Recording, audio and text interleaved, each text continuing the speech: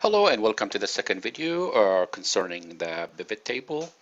Pivot tables are extremely important and they are really powerful tool for decision making. We have been working with the same file regarding the products category, amount of money that's spent, the date, and the country. So how about if I go ahead and put the products here and let's go ahead and maybe actually better change the products here. I have something else in mind here. Category would be good here. And notice I gotta put the amount here. And as you notice, I ended up with a really nice, but not the nicest. I'm gonna go ahead and also do that quickly, the formatting for the number. And I'm gonna go ahead and do the currency with the red color for a negative value. I don't have 1 and 0 digit to the right of the decimal points. So this really looks the fruit here and the vegetable, and that's the grand total for each type of products. Uh, it's interesting to see that the apple is a fruit, and because it's not vegetable, so it's not gonna have a grand total for it. There is a trick that I want to show you to eliminate those gaps, for the listing because this is in alphabetical order directly here. So what I'm going to do in order to make this really looks nice, I'm going to click on the apple. I know apple is fruit, and I'm going to press the control key and I click on banana. I know banana is fruit. And I'm going to be look at the mango. So any empty cell here, it's really where it's going to in the second row. If it's not fruits, it's going to be vegetable. And notice here I selected 4 different listing or items that are not next to each other. So I was pressing the control key all along. And I could go ahead and click the right button now on my selection. And I'm going to go ahead and click on a group, and it gives me group 1 for those 4 items. So apple, banana, mango, and orange has become my first group. I'll continue with this. I'm going to click on the beans, which is vegetables, press the control key, click on the broccoli, and click on the carrot. I consider that fruits. I don't know if it's vegetable. I consider that vegetable. I don't know if it's fruit. And I click on my right click and I go to group and I group them as group 2. Wow, this is really powerful. So I could go ahead and call group 1 FR fruit, and the second group here I could call it veggie.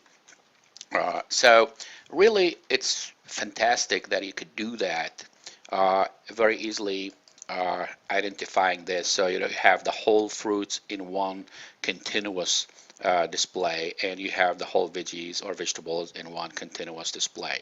So this is very, very powerful, the grouping. I'm going to go ahead and apply that again in my third video and how to show you how we group the date, which is, I hope it's going to blow your mind.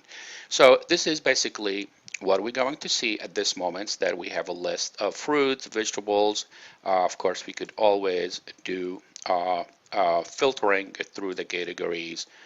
For example, everything here is fruit. So because I grouped them, so it's going to be next to each other very nicely.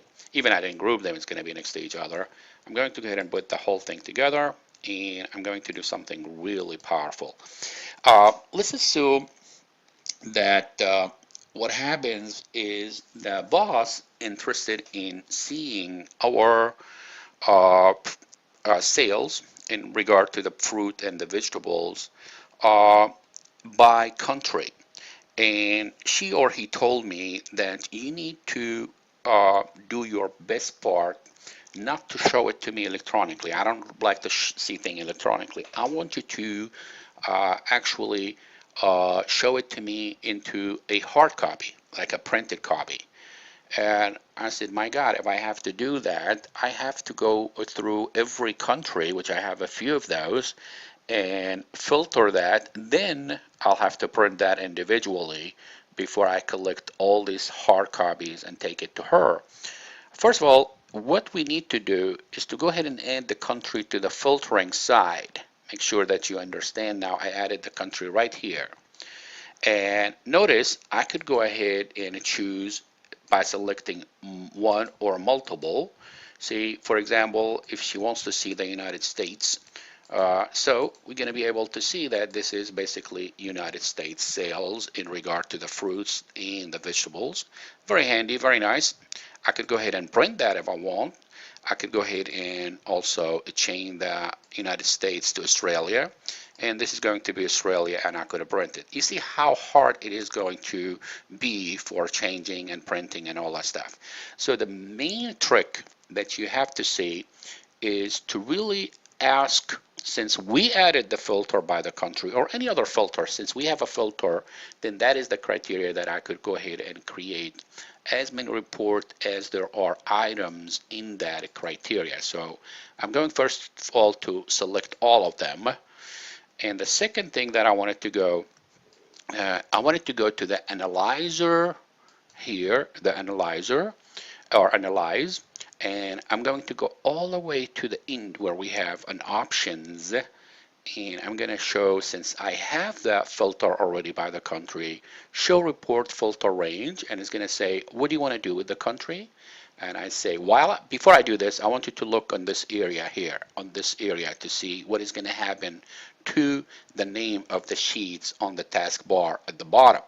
So when I say, okay, go ahead and do the country, look here, immediately created individual reports for each country that should take me really no long at all in order to print all of them. Actually, I could print all of them at once by selecting Australia, press the shift key, where I'm going to be actually selecting all of those together